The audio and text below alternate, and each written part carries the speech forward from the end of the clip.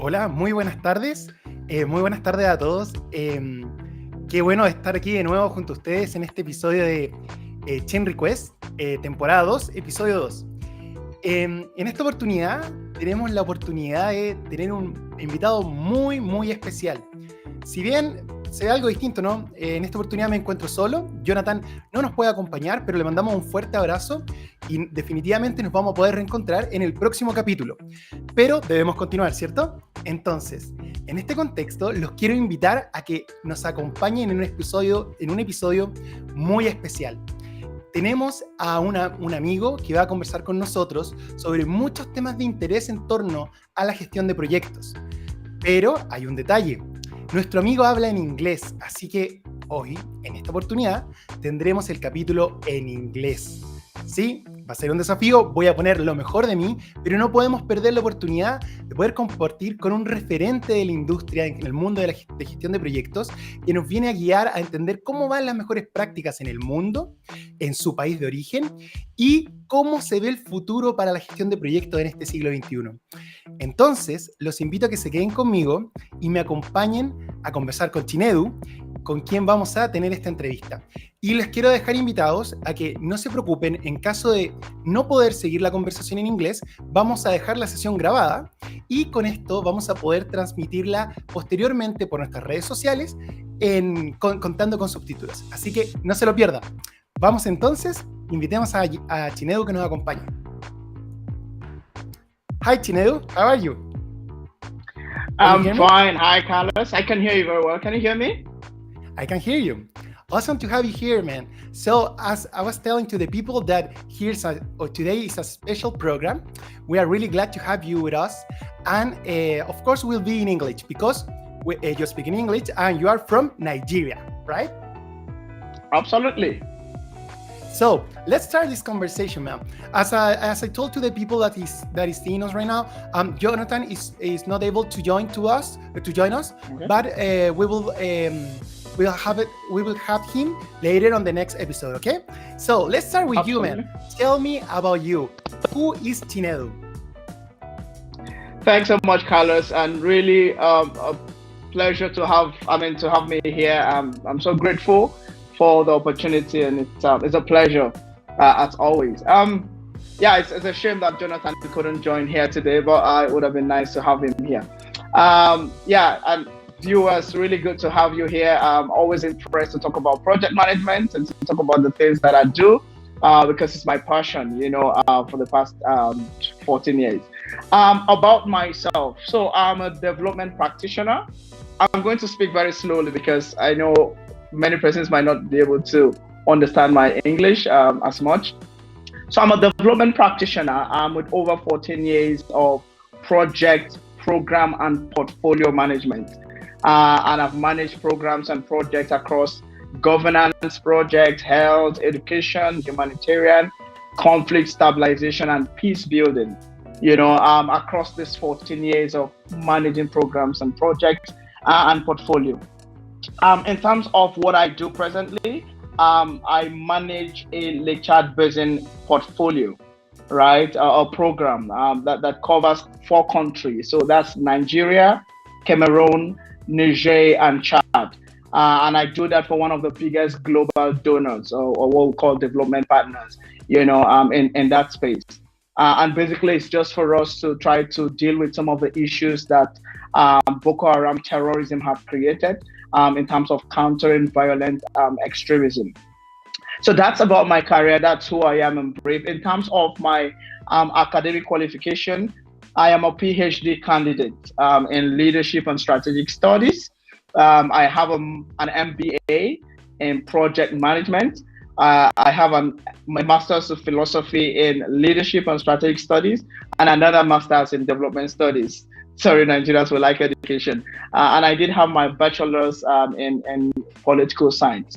In addition to this, I hold so many certifications. I wouldn't want to mention all of them, but one is very important. 3 is very important, which is the PMI project, program, and portfolio certifications. And I'm among the less than 350 people globally that has a triple certification in project, program, and portfolio. We call it triple P certification. And yeah, in Nigeria, I'm the fifth Nigerian to have a triple P certification. And among the 10 people who have the PFMP, which is the portfolio certification, and the PGMP. Sorry, I wouldn't want to bore you about my qualification, but yeah, this is me in awesome. brief. It's awesome. So, Tinedo, a lot of process. So, give me a hand. Let me understand a little bit more. So, you are telling me that you are the first Nigerian to have the 3P certification. Can you tell to the people a little bit more about that? How that connects with project management? Of course, we're talking about PMI, right? Yeah, PMI. So I'm the fifth, not the first, right? Oh, sorry, I'm the fifth. Yeah, the number the fifth Nigerian to have a triple P certification. I'm the 10th Nigerian, and Nigeria is very big. We have over 200 million people in Nigeria. So I'm the number 10 person to have a PGMP, which is the Program Management Certification by PMI, and also the 10th person for the Portfolio Management Certification. And these are very elitist certification. That's why it's not very common to have people, have them. Yeah. So help me to understand to the people who is seeing us right now. Fifth Nigerian, I put it right, I think. Fifth Nigerian, right? Number 5, who has the 3P certifications, right? Which is Project Manager Professional, right? Which else? Program. The other one is Program Management Professional Certification. Then the other one is Portfolio Management Professional Certification. Okay, so we're talking about project management, right? Program management and portfolio management, right? Absolutely. Awesome. So it's really nice to know someone who's involved in the end-to-end like project management world, right? Because we are more than projects. There are huge initiatives around the world. We are connected through programs and from different portfolios, right? So it's awesome to have the opportunity to talk with you about this, Tinedo. So first, I would like to understand how you connect, because you say something a moment ago. You said I'm like I have a master in project management, right? But you are studying or working for a PhD, right, on philosophy. How you connect both? That is really new for me. I would like to understand. It's really I like education, and most Nigerians like education. We like to build competencies, and acquire knowledge. So my project management certification and my project management certifications, or the triple P certification, really led me to do an MBA in project management, right? Because I needed to understand the business dimension of managing projects. So for example, business decisions, trying to understand strategic alignment. How do you align your project with the business angle of a project? Strategic alignment with strategic objectives. What does project tend to achieve? In terms of value adding and all of those. So that led me to doing an MBA in project management. My Master's of Philosophy in Leadership and Strategic Studies then made me to go get a PhD in Leadership and Strategic Studies, because leadership is one of the core area of a project manager. No matter how good you are as a project manager, if you don't have leadership skills, you're going to fail. Because a lot revolves around the leader, in project management. And the project manager is a leader within the project management. So I'm actually rounding up a PhD in Leadership and Strategic Studies. The previous one was in Development Studies. Yeah, a master's. Awesome. It's nice to hear the importance that you mentioned, connecting the leadership with the like the other skills or the other certifications that actually we are achieving in our life as a project managers, right?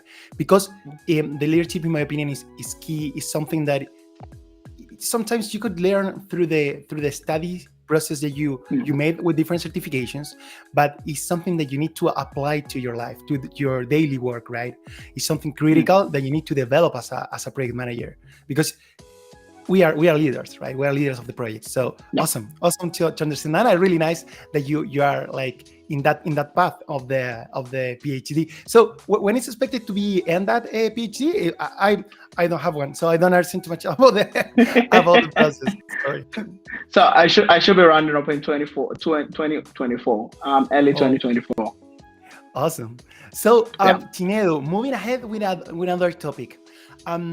We talked a few days ago about the importance of the flexibility of the change, of the change makers, of handles the different change requests when we face different projects. So taking the advantage that you are connected with project, you have experience and knowledge about projects, programs, and portfolios, of course.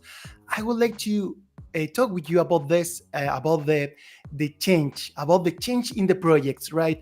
How we handle this constant change, this constant different experience that we face on a world that is on a book, it's a constant change, right? In a VUCA world, right? So can you tell us a little bit about this? So change management is one very critical part of project management. Because there's something called scope creep. If you do not have a systemic method of managing change, there is possibility that the project might undergo scope creep. And scope creep is the unending scope of a project. When you have the sponsor requesting for different changes in the project scope. So just to say that change request is a component of integrated change control in project management. And integrated change control is a systematic method of managing change in the project. And the change that you're managing has to do with either the scope part of the project, the schedule, the cost, or the quality of the project. So the project management recommends integrated change control as a way of preventing or unregulated changes in the project. So for project managers to be very organized, for them to have a systemic way of managing projects, there needs to be an integrated change control. Now, the integrated change control helps you in reviewing change requests. So change request is basically, a systematic way of requesting changes to the 4 areas I've mentioned now, the scope, the schedule, the cost, and the quality. So the change request initiates the request for changes within these 4 areas, and then it goes through a series of analyzing of the request, approving the changes, and then managing the changes in terms of the implementation of the change. So basically the entire change control mechanism involves the initiation of the change request, the analyzing of the change request, approving, and the implementation of the change request. Basically why we initiate change request or initiate change integrated change control mechanism within a project, it's because sometimes there's what is called corrective and preventive changes that are needed within a project. So, for example, if you want to correct defects, you will need a change request. If you want to also prevent things from going bad in the project, you need a change request. I could talk about a lot of all of this, but in summary, it's just to prevent an unstructured way of implementing the project management plan. So the change request is needed, to have a structured way of implementing the project management plan. Yeah. I understand. I think it's critical. It's relevant to be on governance, right? Because if not, you face something like, as you call a scope creep. I said it right? Absolutely. Yeah. So I would like to connect this point with something that is really common on projects. What happened with agile projects? How you handle the change on the agile projects? And I would like to add another question. How you connect the change on agile projects not how you connect. I would say how you face a change in agile projects, how you face the change in traditional projects. I think it's more connected with what you mentioned before. So in your experience, which are the main differences, and when on which situations do you think that fits better or you face better the change? Okay, so in the traditional kind of project management is also called the waterfall. You have the scope clearly defined from the beginning and does not undergo iterations. except at critical points in the implementation of the project. So that's the traditional method of managing projects.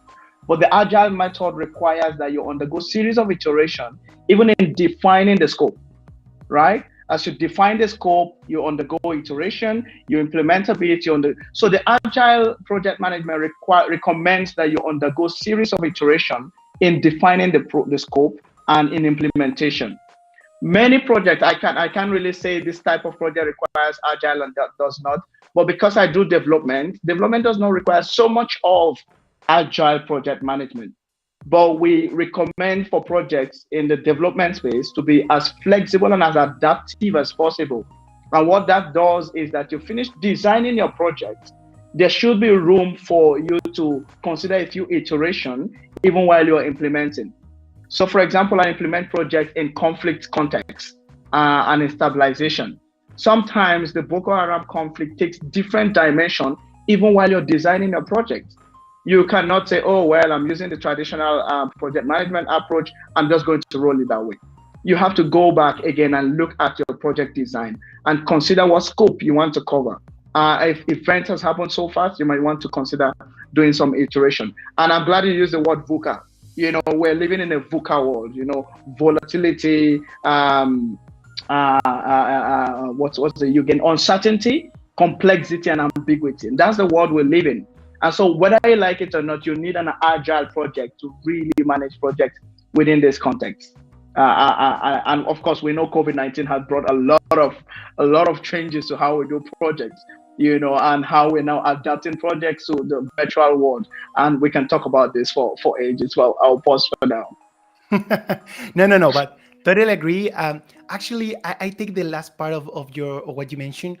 Definitely, COVID bring changes to the way that actually we execute projects, the way that actually we see project management and the project world in general, right?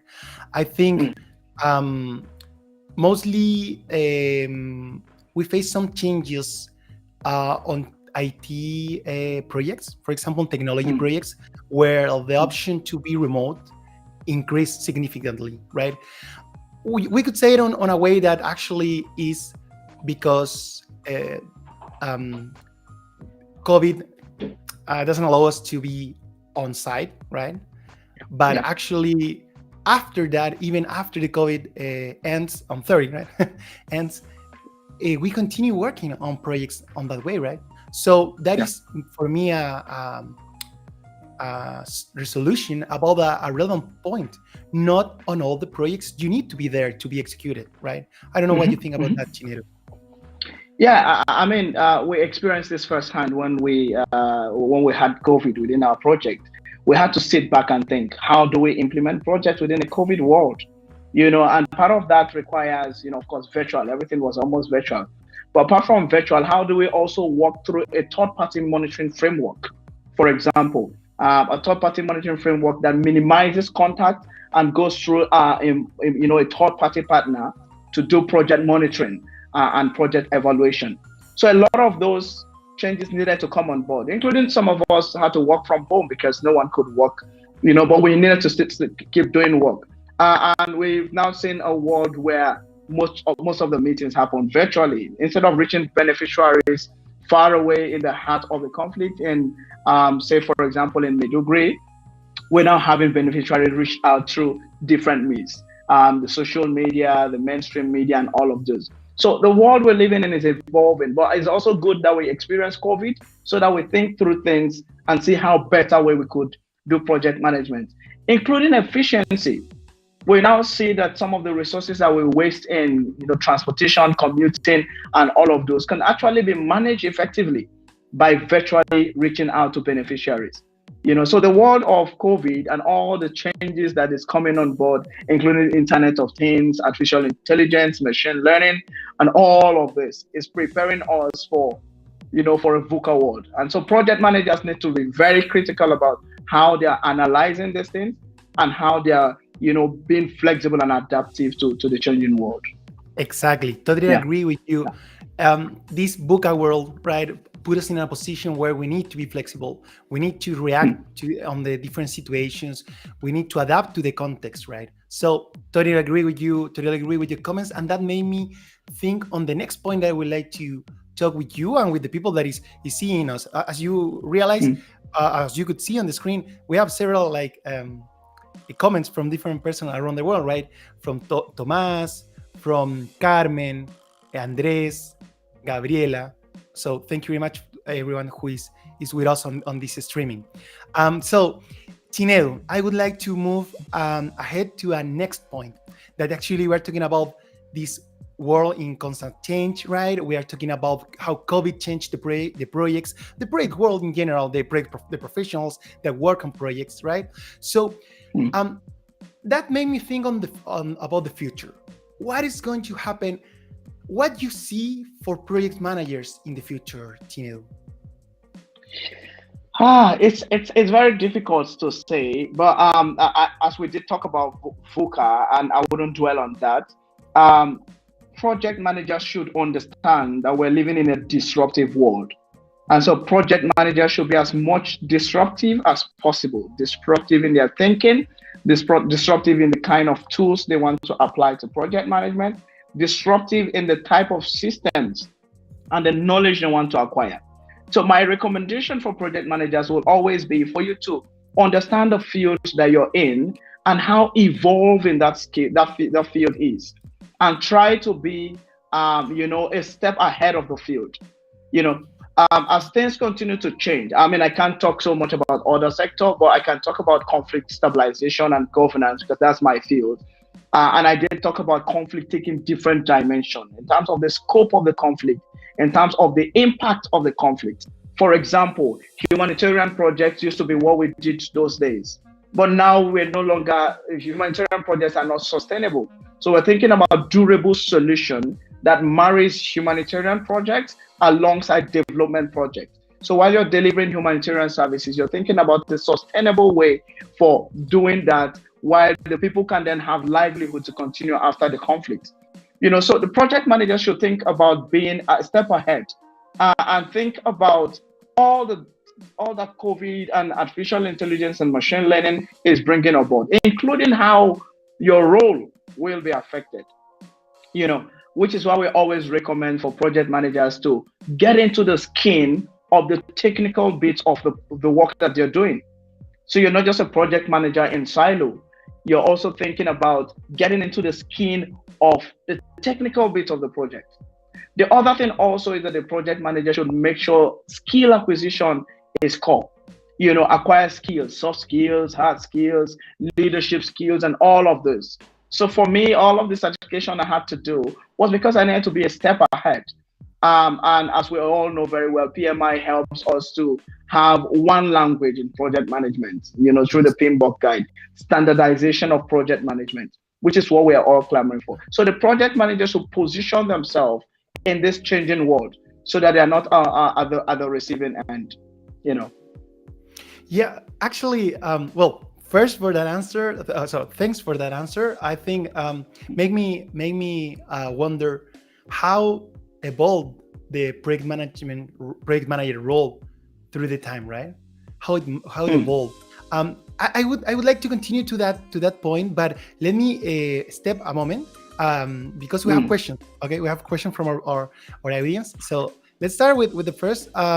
Gabriela Susan Marin is asking how to manage consultancy when a client does not want to adopt agility. That is a good one, huh? I think for I would let you, of course, the expert answer to us, but it's interesting because agility or the agile in general, right, is really popular these days, right? It's something that is everywhere, like in a lot of, especially in technology, everyone wants to work on that framework because it's on theory more fast, right? It's more like flexible. So sometimes it's easy to put it on the table. But what happens when someone doesn't want it, right? How you face that situation? Thanks a lot, Gabriela, for that question. Let's Tinedo, our expert on this episode to answer that question. Go ahead, Tinel. Karela, these are real life questions and concerns, right? That happens almost on a day to day. So most times we'll bring in consultants because they have the expertise and the skills that are not within what we do on a day to day basis. But again, agile and agility in project management is something that is not very common. So if you bring a consultant who is not skilled in agile or is not agile and is not flexible, my recommendation will be for you to look for one that is, you know. But again, if you're the project manager, you can consider some of the skill areas that you can take on board. So it's not very common, for example, to see consultants who have certification in agile project management, but you can decide to take that on. So professionalization is one key area that project managers must consider. But as I said before, these are real life issues. So for example, part of the thing we try to do in order to bridge the gap of monitoring and evaluation is to work through a third party monitoring party, a partner. But even when you go through a third party monitoring partner, sometimes expertise is lacking in between. And so you also don't trust on the quality of the work that the third party monitoring partner is doing.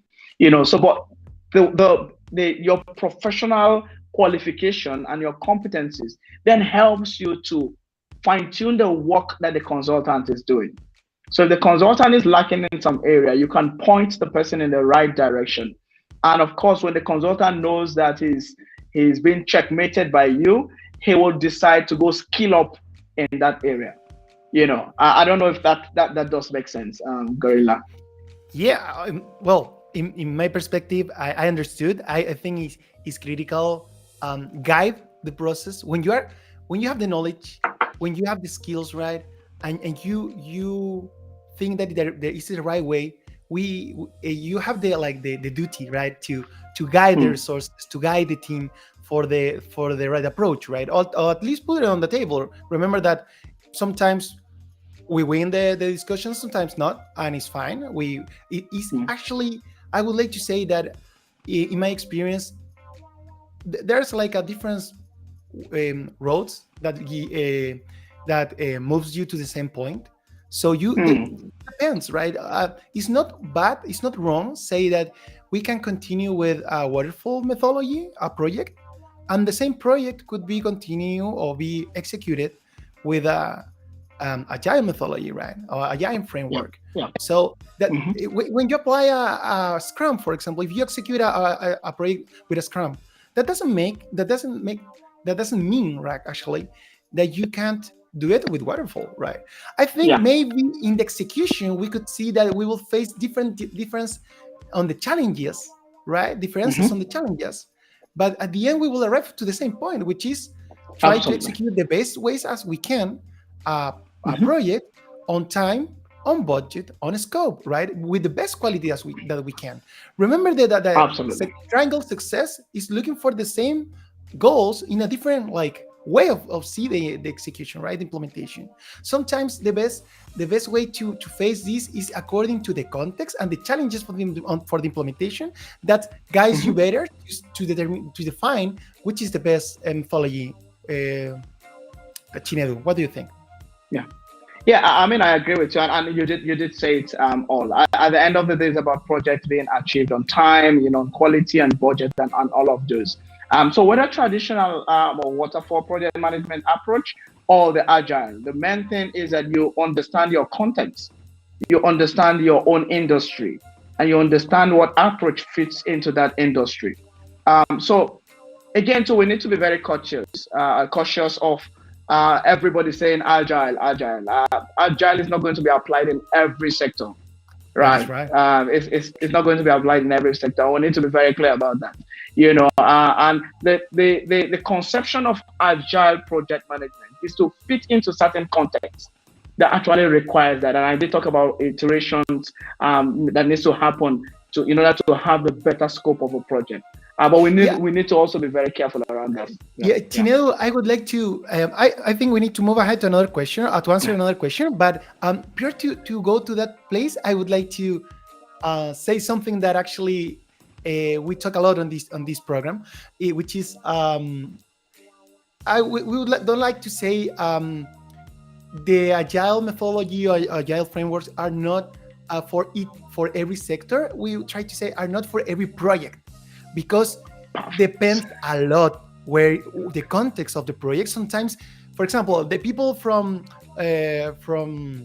construction, right? From the construction industry say a lot that no, Hmm. this methodology are not for us. It's like doesn't make sense, right? But depends Hmm. of which part of the construction Yeah. industry you are, right?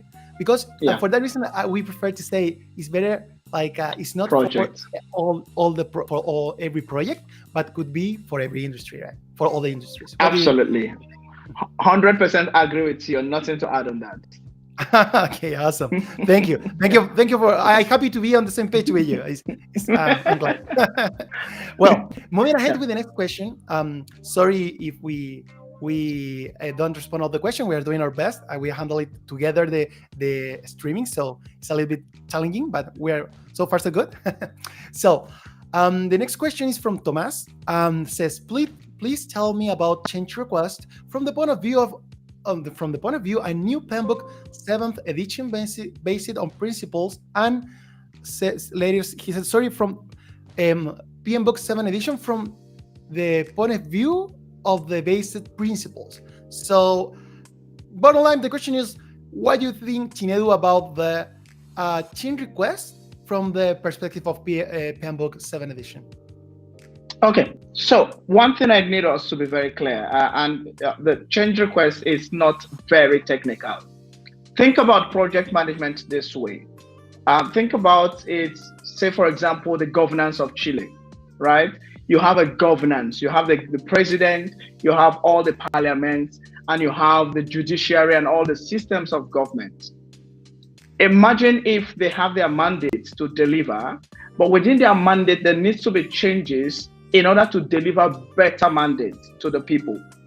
The governance structure requires that there's a systemic way of managing those changes so that changes is not just done anytime you want to do it.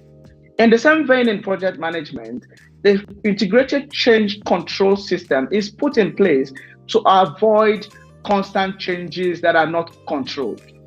So the change request is initiated based on specific areas of the project management that need to change, and it goes through the governance board or through to the governance, the project management governance committee or whatever it is, and it's analyzed. It's analyzed based on the relevance and based on what it's going to achieve. Time will fail us for me to talk about project, program, and portfolio management and how all of this plays out in achieving strategic objectives. But project management at the end of the day is delivering values. But it doesn't end there. The value is delivering is within a program context and within a portfolio context. But think about it in this way, that if change is not controlled, it can go out of context. And I did use the word before now very deliberately, which is scope creep, that unending scope can emerge if change management is not regulated. And so change request is initiated based on specific area of the project that need to change. That could be scope, cost, schedule, or quality, but it goes through a systematic process.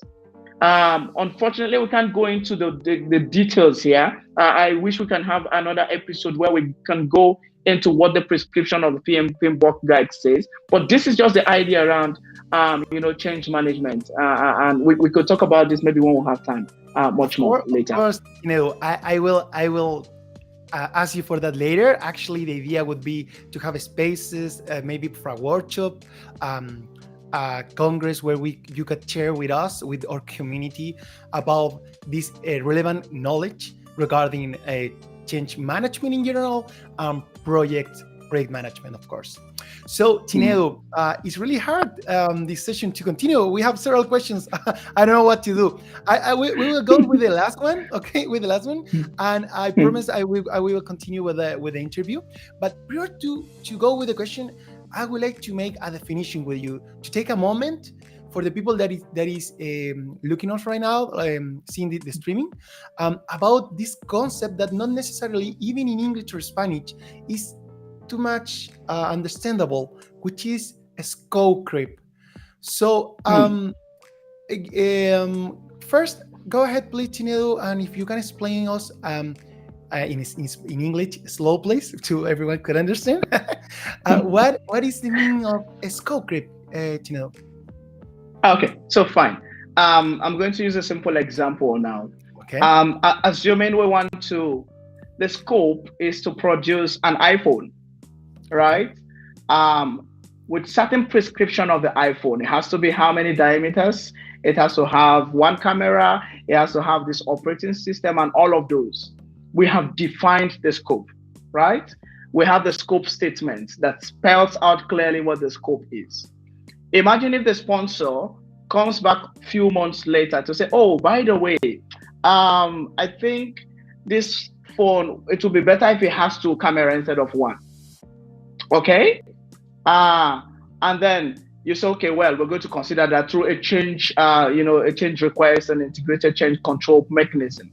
And then the sponsor goes out again and comes back and says, oh, by the way, instead of this diameter, can we expand it? If care is not taken, the constantly changing of that scope might prevent you from achieving the overall scope of the project, because this is an unending scope that's been initiated by the sponsor. So we call that scope creep.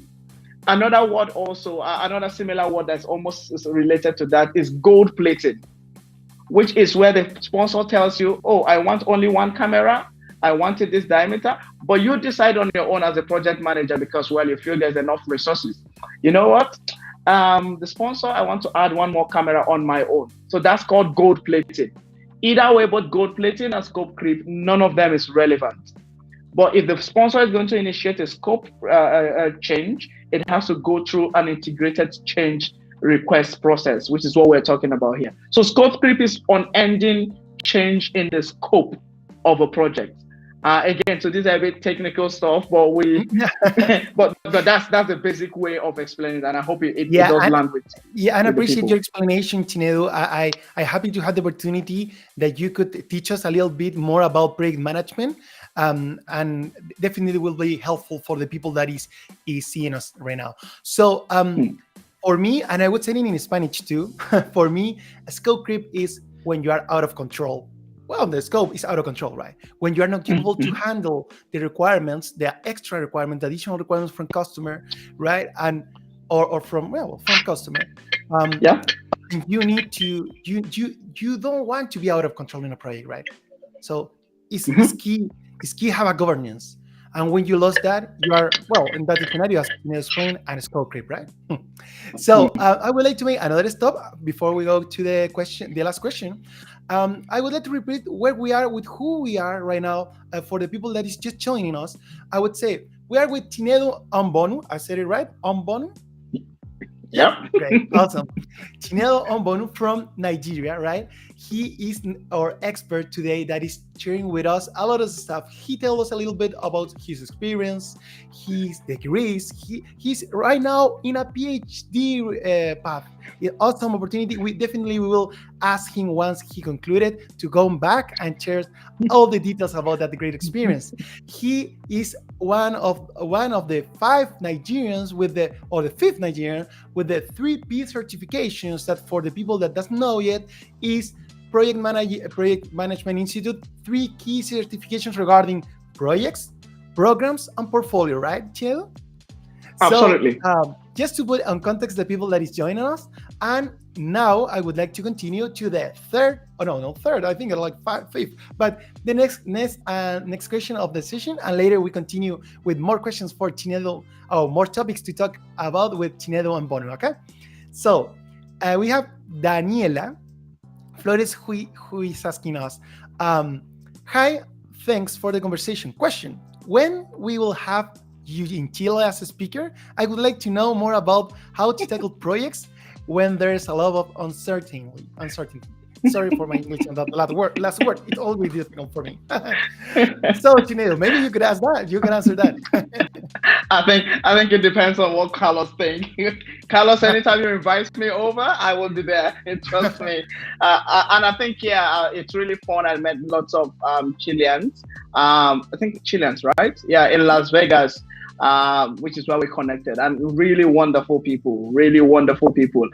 Trust me, any day you guys want me there, just let me know ahead of time. I'll be very delighted to come spend some time to talk about project management, because this is my passion. This is what I've been doing for the past 14 years, and I really enjoy managing projects. Yeah. So it's over to Carlos and Jonathan. Anytime you want me, just let me know. We will talk with Jonathan and see what we can do, right? No, but really, we are really happy to have the opportunity to talk today with Chinedu. We have been working together the last weeks to see different opportunities to create spaces for learning and development, to continue bringing value to our community. So definitely, Chinedu is with us on these next steps. So I hope an answer from our chapter. I hope that could happen soon. So moving ahead, the time is flying. We have been around 40 minutes on this session. So we need to continue. We have a lot of stuff to talk with Chinedu yet, and we are running out of time. So, Chinedu, let's move with the next question. Give me a second. Okay, here we are, Chinedu and Carlos. The next question would be more connected to the effective project management and programs portfolios. So, what are the things that you think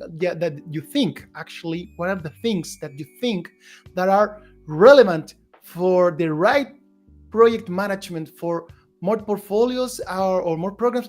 And if you give us a hand for the people that is with us right now to understand the main difference, of course, I understand that we don't have too much time, but the difference between a project, program, and portfolio is something really relevant to understand about project management, right? Perfect. And I would really, I don't know how I'll do this within a few minutes, but yeah, if we can just listen in. Take your time, it's fine. No problem. Now, it's important that we can manage most of the things around us through project management, but more importantly, effective project management requires that you manage projects as programs. And I'm going to talk about the differences between project, program, and portfolio.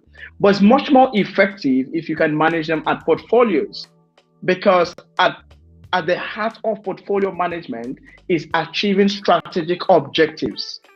When organizations are set up, they have the vision, they have the mission, they have strategic objectives, which is the ways of achieving the vision of the organization. So whether it is project management or program management, they must contribute towards achieving strategic objectives. Now, let's start with what is project management. Basically, project management what is a project? So project, we say, is a temporary endeavor and undertaken to create a unique product, a service, or a result. So that's simply project. But when you then want to manage project management, when you want to manage projects, project management is now application of knowledge, skills, and tools and techniques in project activities to achieve the outcome of projects. Okay. Now, but when it comes to managing projects as programs, you're looking at related projects being coordinated, in a way that helps you to manage them effectively to achieve benefits. So that's program management. So programs are a group of projects that has to be related for them to be coordinated effectively to achieve benefits that will not be possible if they are managed separately as projects. Now, but when it comes to portfolio is a group of programs, projects, and sub-portfolios and operations that are grouped in order to manage them effectively to achieve strategic objectives. So I'm now going to summarize all of these things I've said in few words. Now, managing project and programs is concerned around doing the right work. So program management and project management is concerned around, and I don't know how you interpret this in Spanish, but program and project management is concerned around doing the right work. Portfolio, on the other hand, is concerned about doing the work right. Sorry, the other way around. Project and program management is about doing the work right. But portfolio is concerned about doing the right work. Okay? So for you to decide what the right work is, you have to make sure it's contributing to the strategic objectives of the organization. But at the program and project management level, it's about doing the right work, applying the right tools, techniques, processes to achieve program or project outcomes. Again, so these are a bit technical stuff, but I could go through it again if you want me to, if time permits us. Of course. No. Actually, I would like to be connecting with you, to be summarizing and learning with you, of course. So you mentioned, I really like that part when you put it like a phrase, right? So projects, doing the right work, doing the work right. Sorry, you say no work, walk. Work. W-O-R-K.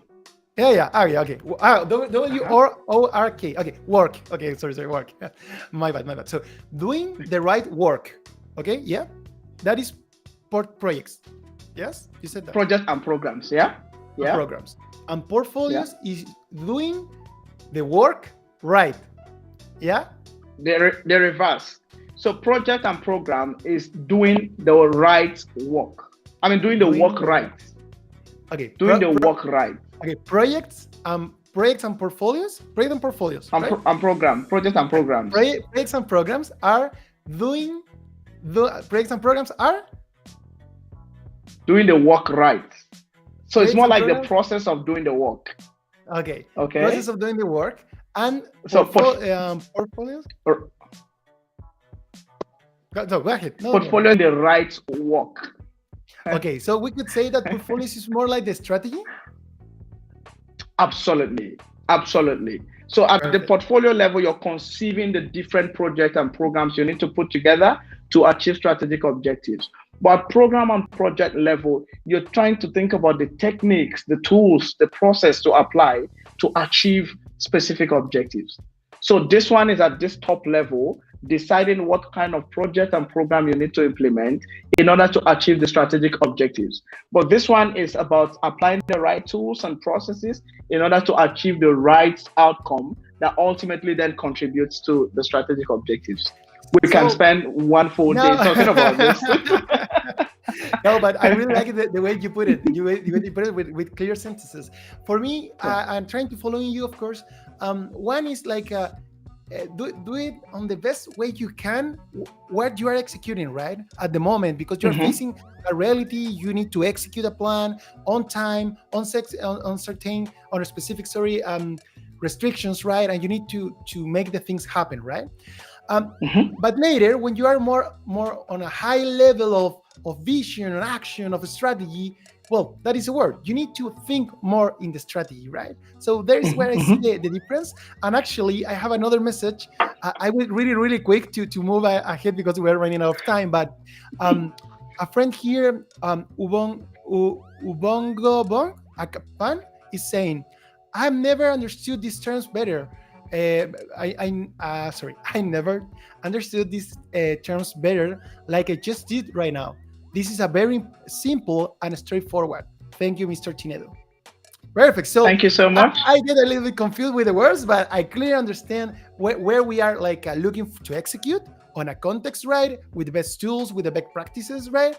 And later when we are looking for more a strategy, right? So totally agree, Tinedo, and thank you very much for that explanation. So moving ahead, I would like to go to another more resolution of the conversation of the session, a few more topics to close or a special episode. Okay, so the point I would like to talk about now is more connected with recommendations. We have you seen we have a lot of people here with questions, with comments. Let's take advantage that you are here and make us a recommendation. What do you think that what you could recommend for project managers?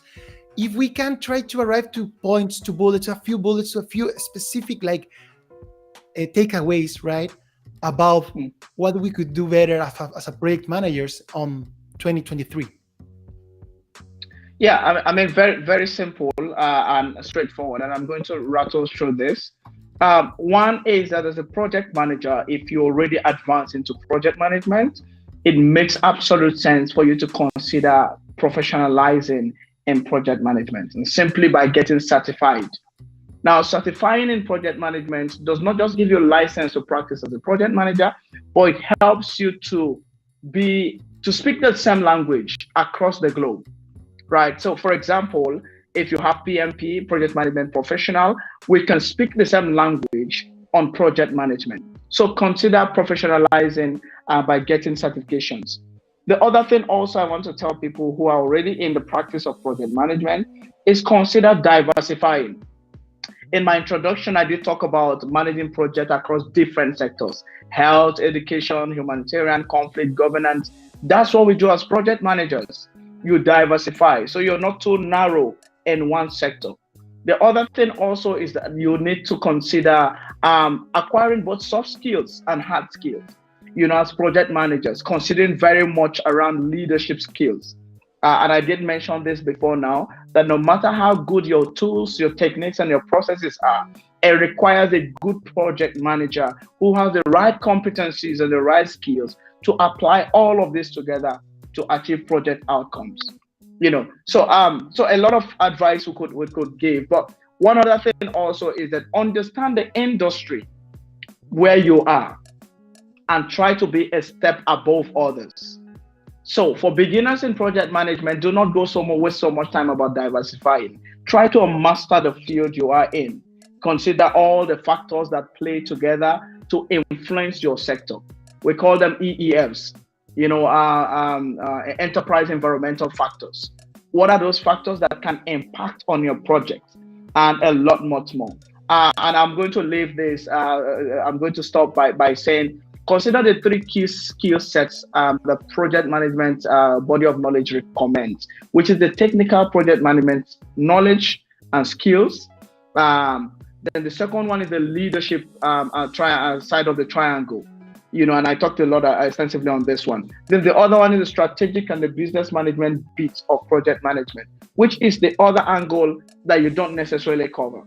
So the factors that influences businesses in your sector, the strategic objective of your project. Even though as a project manager, you're not open to the strategic objective, but you should try to understand what your project is contributing to in terms of strategic alignment. But in summary, do not remain where you are. The world is changing. We talked about VUCA before.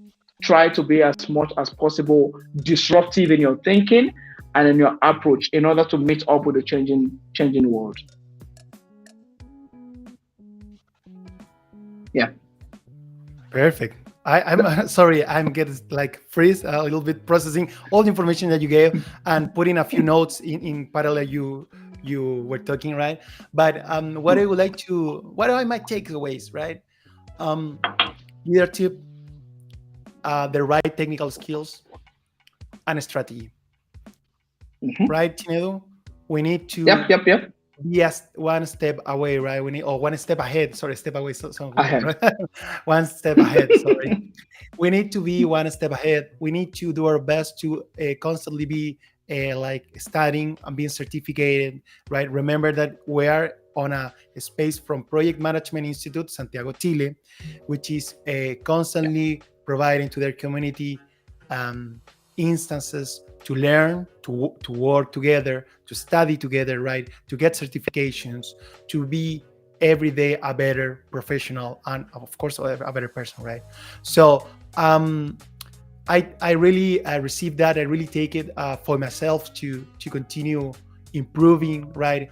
To continue developing leadership skills, right? And looking for more for that strategy.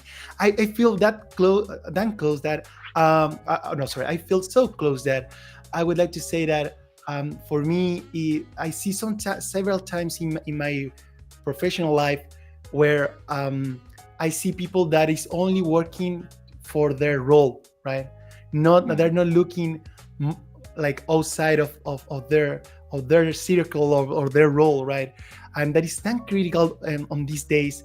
Try to see how you could improve your team, how you could work together, how you could connect with other people on your project, because everything that you do today impacts the others. Everything that you do, doesn't care if you're a project manager, if you are a developer, if you are in construction, if you are in telecom or technology.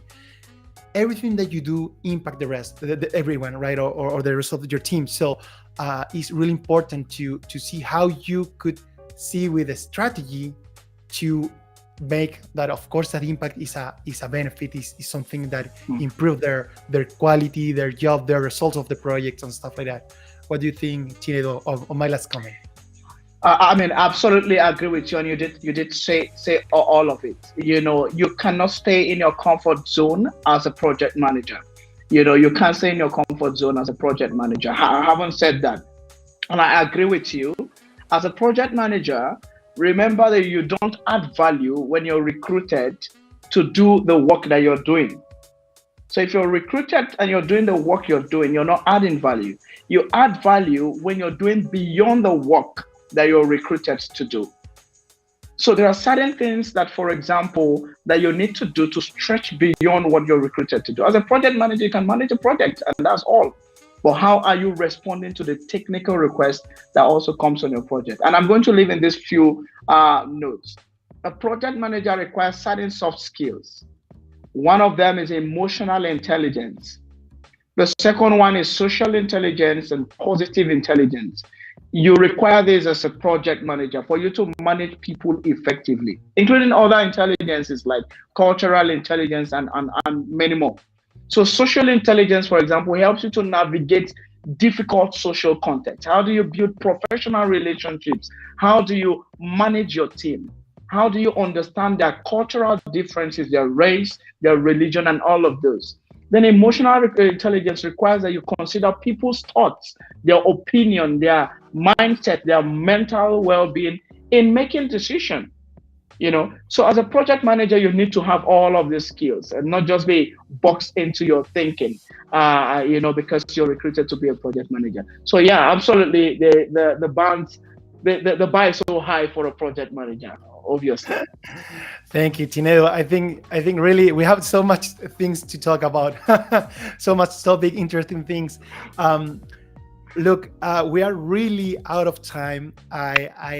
We have to close properly the session, because remember that will be recorded and we will share with the rest of the community to later, right? For later. So I will make a small exception. We have several questions on our chat right now. I don't feel good like closing the space without at least in high level terms, at least raise the point, and later maybe we can say a few words for the closure, okay, Chino? So really Yeah. quick, first, our friend Ubong Gobong Akpan made another small mention for the direct chat and said, I would I would want to believe project management cut across all spheres of line, including security studies, which is my field.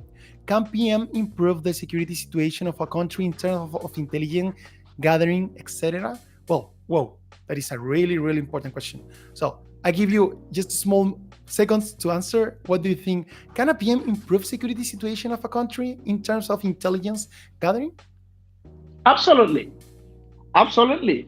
Remember that the origin of project management, as some people claim, started with the Navy, the US Navy, in terms of designing missiles and designing all kind of weapons for warfare. We talk about strategic studies. Strategy started within the military, as far back as, even before Machiavellian eras and all of those. So project management has always been as far back as thousands of years, solving problems, Egyptian civilization and all of those. The right application of project management is what is required in every sector, including in the intelligence sector, military sector, and the security sector. What is lacking is that we don't have effective project managers who are leading these things within those sectors. And even when you have effective project managers, they are not elevated to the status where they can drive these processes and others then follow. So there are sectors where you have project managers who only play contributory roles instead of playing leadership roles. And there's little or nothing much that can be done in this context. But of course, there are problems also that are beyond the project manager.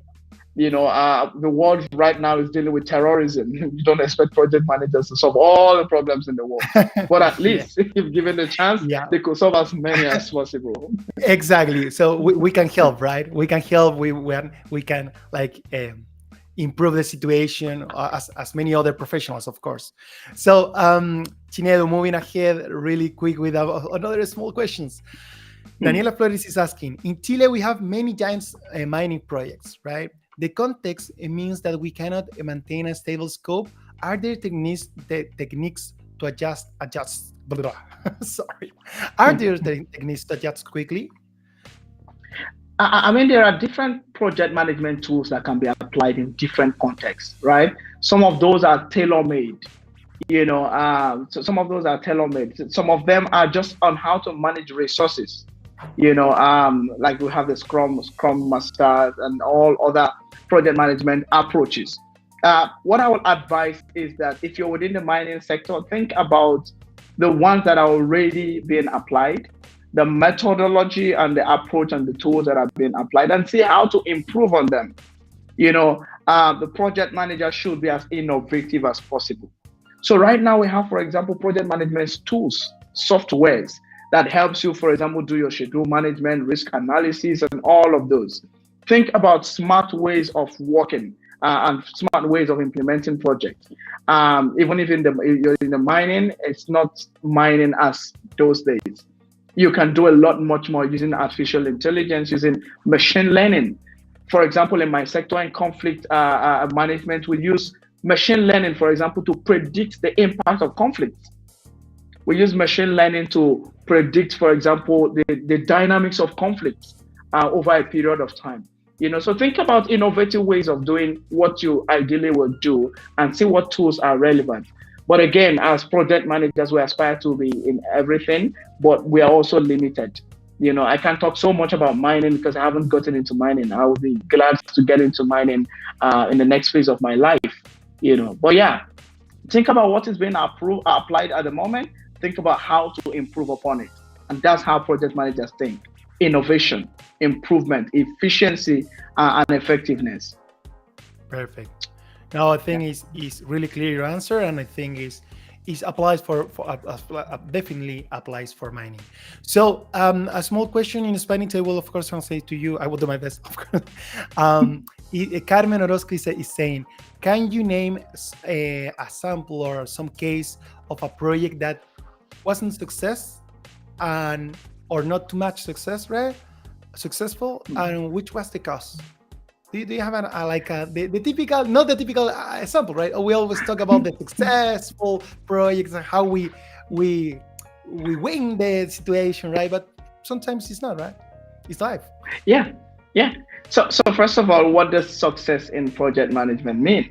It means that you achieve you deliver the project within the required schedule, the scope, the quality, and the cost.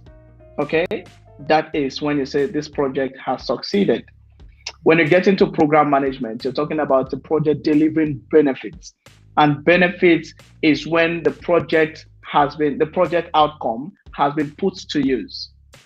Okay? So, there are always instances where projects don't meet up with some part of what I've just mentioned.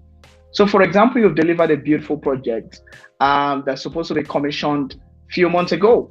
You were on cost, you were on quality, you did within the scope, but 2 months ago it was supposed to be commissioned. And yeah, there have been instances like that. I've had to close down so many projects that I've managed in the past, basically because they were not meeting within this 4 key required area. But for us, because I work with a global big organization, reputational concern is one of the biggest areas that we consider in project management. So even when the project is delivering within these 4 areas, if it becomes a huge concern in terms of the reputation for my organization, then it's a concern even for implementation of the program. But again, you need to be very clear what your success criteria is in designing the project, so that you're able to measure successes of the project with the criteria you've set in place for defining project success.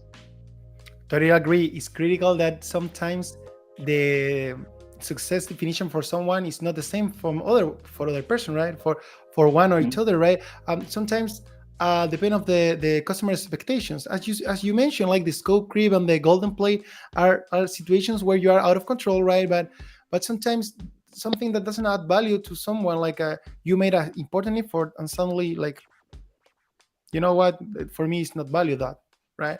So, well, we it's something that definitely need to be properly defined, ideally, in my opinion, at the beginning of the project, right? Right, and be really clear about which is the success definition, right? The In agile we call it, right, the definition of done, for example. The definition of done, right? Something like Yeah. that. Well, Yeah. Chinedo, officially we are running out of time. I We need to conclude this episode of Chin Request. Of course, we will have another moment to continue talking. Definitely, we will need to generate another instances. Sorry, it's late in Chile. It's my bad, but I'm doing my best. You're doing well. Thank you, Carlos, Chinedo. you're doing well in your English. Yeah, trust me. It's been a really long day, man. No, but it's okay. So, as I was saying, we will have several instances to share together, right? To connect, to share knowledge with our community, and with, of course, with Chinedu, to see how we can talk about projects, about something that is not tan often to talk about, which is program and portfolio. Some topics that are not tan common for. In general, we talk much more about projects, right? So definitely we have a lot of opportunity there. And now I would like to give you the stage, please. If you would like to say a few words for the people that spend this hour and a little bit more, hour and a half, no, not a half, but hour and a few minutes more with us. Yeah. If you would like to share a few words, remember we're with Chinedu and Bonu. He is our special guest today, an expert on project management, portfolio, programs, strategy in general around projects, right? Around project management and master in project management and future PhD on philosophy. And well, you already explained yourself, right? But really, really glad to have you. And please go ahead. The stage is yours. Thanks so much, Carlos and Jonathan. I mean, this means a lot to me. It's always my passion to talk about project management, and I really look forward to us doing some much more bigger stuff, including doing trainings and some other stuff in project management. But yeah, just to say to viewers, especially citizens of Chile, it's so wonderful the kind of chapter you have. You have a PMI chapter that is very strong. If you're a project manager and you've not joined, please do well to join the PMI Chile Santiago chapter. And again, too, yeah, I'm on LinkedIn. I think Carlos might provide my LinkedIn profile. Please join me on my LinkedIn profile. I'm also glad to interact on project management at any time and any day. But yeah, it's been wonderful. This is 2:13 a.m. in Nigeria here. I've stayed awake just to have this conversation with you, but it's something that I'm so passionate about, and I really look forward to us having more engagement in the future. Bye for now. Okay. Chinedu, thank you very much. Really honored to have this moment with you, the opportunity to talk. We will have a lot of moments to continue talking. Definitely another episode, but by now we have to say bye. Thank you very much for everyone who stayed with us until this moment, for the questions, for the people that is interested in project management. Remember, they will be recorded and we will add subtitles for understanding Spanish and English. Okay, I will just take a moment to speak in Spanish to make the proper closure. And again, thank you very much, Chinedu. Thanks for everything. How do you say goodbye in Spanish? Hasta luego. Adiós. Hasta luego. Adios. I know adios. So adios to the viewers. Over to you, Carlos. Thank you, Chinedu. Muchas gracias a todos. Ha sido una excelente sesión. Nos pasamos un poco del tiempo. Había mucho que hablar, muchas preguntas para Chinedu. De verdad muy agradecido. Espero tengan una excelente noche y nos vemos en el próximo episodio de Chen Request. Muchas gracias. Thank you, Chinedu. Have a good one. Bye. Bye. Take care.